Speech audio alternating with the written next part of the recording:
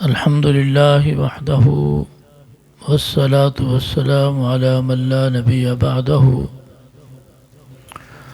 أعوذ بالله من الشيطان الرجيم. بسم الله الرحمن الرحيم.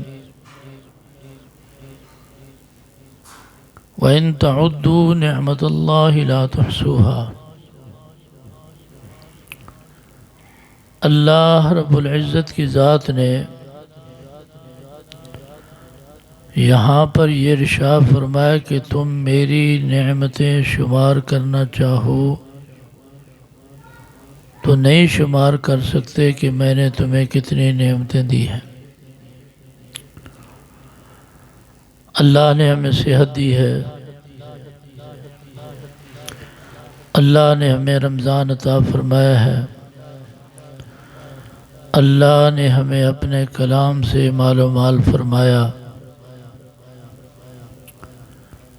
یہ اللہ کا احسان ہے کہ اللہ نے قاری صاحب کو پڑھنے کی توفیق نصیب فرمائی۔ پیچھے جو سماعت کرنے والے تھے یا تھیں، اللہ نے ان کو اس نعمت سے نوازا۔ جتنا ہی اللہ کا شکر ادا کریں، اللہ قرآن کے اندر کہتا ہے لَإِن شَكَرْتُمْ لَأَزِيدَنَّكُمْ، شکر کرو گے تو میں اور دوں گا، وَلَئِن كَفَرْتُمْ إِنَّ عَذَابِي لَشَدِيدٌ۔ تو اس لیے ہر حال میں انسان کو شکر ادا کرنا چاہیے کہ اس نے ہمیں زندگی دی، اس نے رمضان دیا، اور اس نے ہمیں سننے کی توفیق دی، پڑھنے کی توفیق دی۔ یہ اللہ کا احسان ہے۔ وآخر دعوانا الحمدللہ رب العالمین۔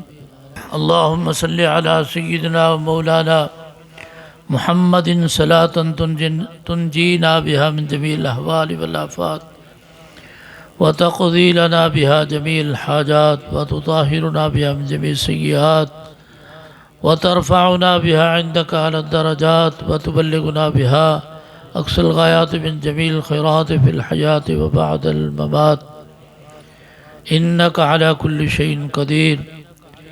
مولا کریم، پڑھنے والوں کو جہاں جہاں بھی یہ تیرا کلام پڑھا گیا ہے، اللہ ان کو اپنی شان کے مطابق اجر نصیب فرما۔ جہاں جہاں بھی سنا گیا ہے، اللہ پاک سننے والوں کو اپنی شان کے مطابق اجر نصیب فرما۔ یہاں جس بچے نے پڑھا ہے، یہاں پر جنہوں نے سنا ہے، اللہ ان کو اپنی شان کے مطابق اجر نصیب فرما۔